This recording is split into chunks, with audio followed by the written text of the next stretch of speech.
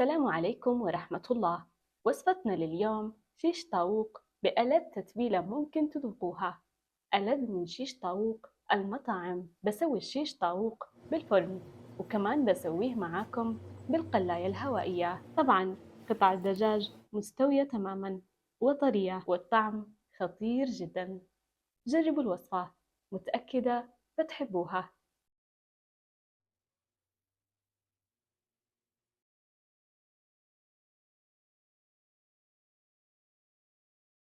ولمعرفة الطريقة يلا نبدأ بطريقة التحضير.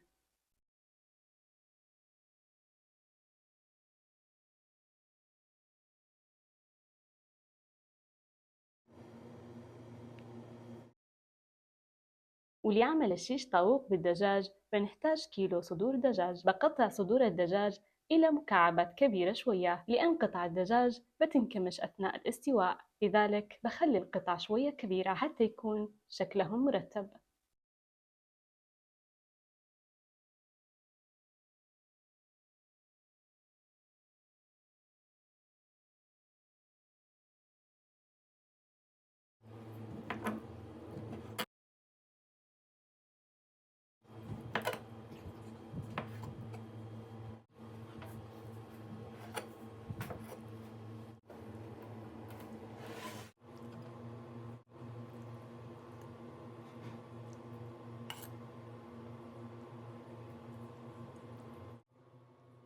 وبعد ما خلصنا تقطيع الدجاج بننتقل لتتبيل الدجاج بالتتبيلة الرهيبة والقوية.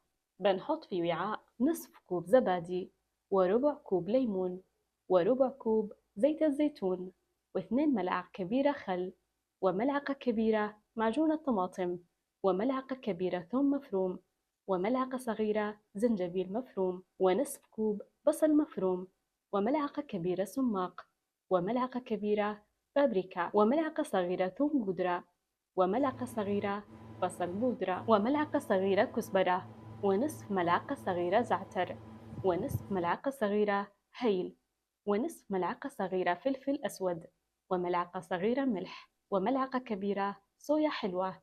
فتعطي لتتبيلة الشيش طاووق طعم مميز. بنخلط المكونات تمام، وبعدين بنحط قطع الدجاج. طبعا إذا مو متوفر أي مكون من المكونات السابقة ممكن نستغني عنه، لكن الالتزام بالبهارات المذكورة بيعطي طعم لتتبيلة الشيش طاووق مرة خطيرة.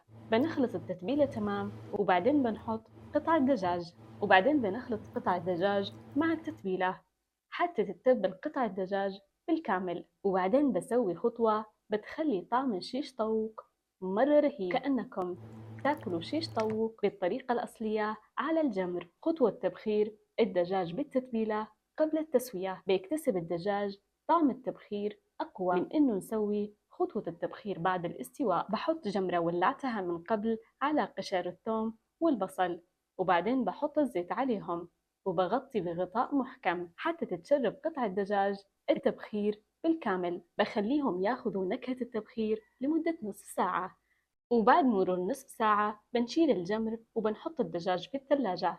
طبعا أقل وقت نخلي الدجاج في التتبيلة 6 ساعات، لكن أنا أخليها بالعادة لمدة يوم كامل، لأن الدجاج يصير طري أكثر ويكسب نكهة التتبيلة بشكل أقوى. وفي اليوم الثاني أول خطوة بسويها بنقع أعواد الشواء بماء ساخن لمدة ساعة كاملة حتى ما ينحرقوا ويتحملوا الحرارة القوية في الفرن.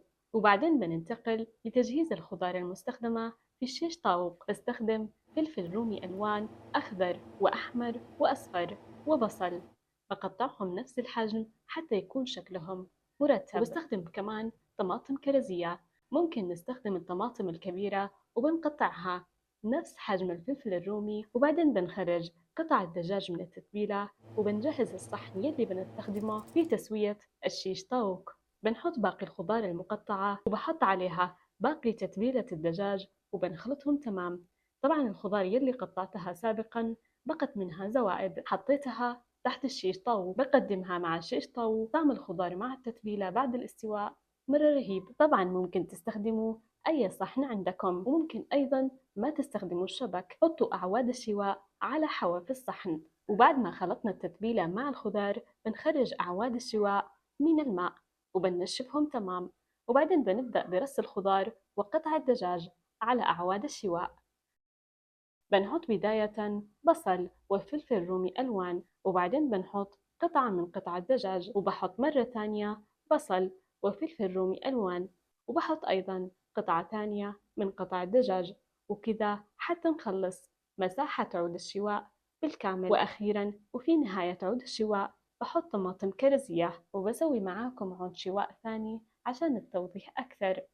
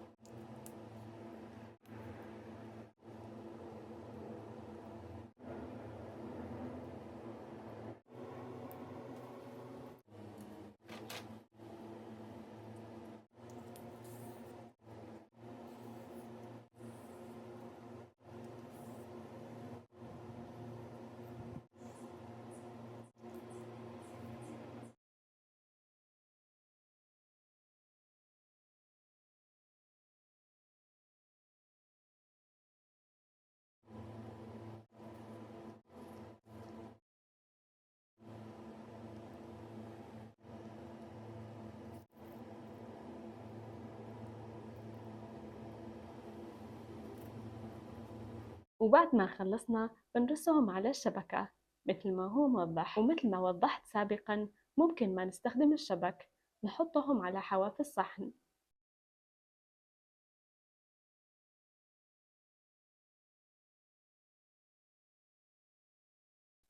وبعدين بندهنهم دهنة خفيفة بزيت الزيتون، وبنحطهم في فرن ساخن مسبقا على درجة حرارة 200 من تحت لمدة 20 دقيقة. وبعدين بنشغل النار فوق لمدة ربع ساعة مع تقليب أعواد الشواء كل 5 دقائق. وإذا لاحظنا ما أخذ اللون المناسب ممكن نخليهم أيضا مدة 5 دقائق حتى نحصل على التحمير المرغوب.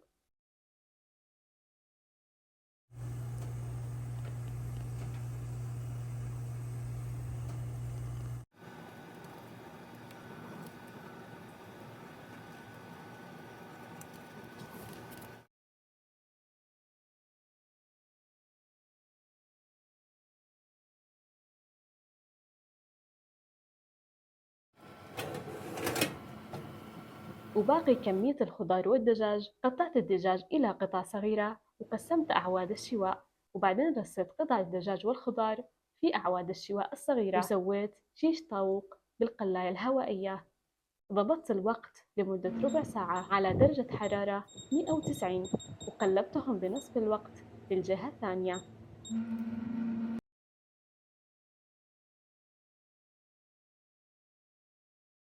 وفي النصف الثاني من الوقت قلبتهم على الجهات كل 3 دقائق حتى تحمروا من جميع الجهات.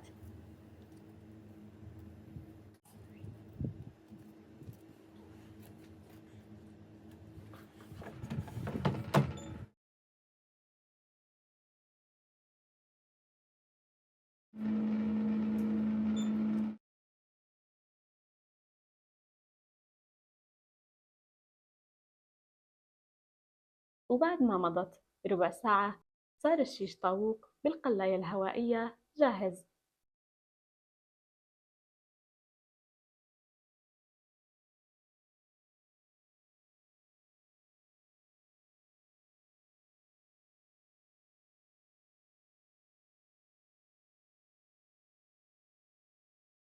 وده شكل شيش الطاووق بعد ما خرجته من الفرن. ما شاء الله، الرائحة حرفيا قلبت البيت، والطعم مرة لذيذ. جربوه، متأكدة بيعجبكم. قدمت الشيش طاووق مع سلطة المشاوي، نزلتها على القناة فيديو قصير، وكمان مع العيش الأسمر. وأخيرا أتمنى تكونوا استمتعتوا بفيديو اليوم، ولا تنسوا مشاركة الفيديو مع أصدقائكم. في أمان الله.